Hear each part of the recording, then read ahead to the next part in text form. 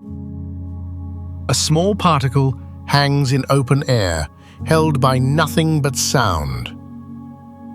The sound comes from one side, a single flat ultrasonic array, about 40 centimeters below.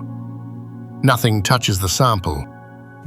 Conventional acoustic levitation creates a standing wave between opposing sources and holds the object between them.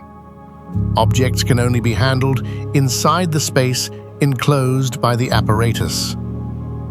Single-sided systems need no enclosure, but they can hold the object only in the immediate vicinity of the source.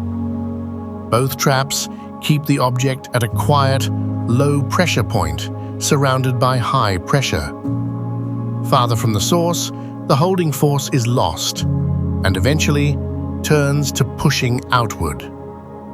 To hold at a distance, the principle itself had to change. We used a zero-order Bessel-Beam, which keeps its narrow shape over long distances. Surprisingly, it traps the particle in its high-pressure core, not at a low-pressure node. Sound exerts a radiation force, inward, pulling the particle back to the central axis, and upward, pushing against gravity. Where push and weight balance, the particle rests. At this height, a conventional trap already pushes outward. The Bessel-Beam still holds. The trap had been predicted in theory, but never demonstrated in mid-air. The Bessel-Beam holds the object from 14 to 40 centimeters above the array, about 6 times the reach of a conventional single-sided trap. The beam comes from a phased array, a pattern of phases, one for every transducer. Tilt the beam, and the particle slides sideways. Stretch the beam upward, and the particle rises. Nothing mechanical moves. Add a second pattern, and one trap becomes 2, side by side or stacked. Each holds its own particle.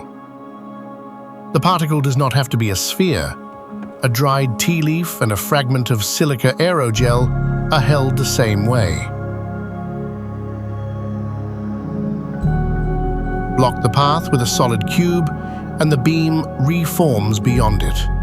The particle stays trapped on the far side.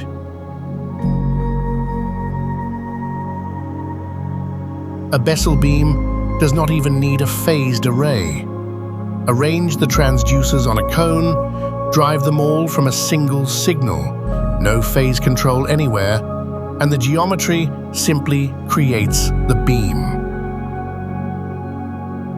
The Bessel-Beam removes 2 restrictions: the enclosure and having to levitate close to the source.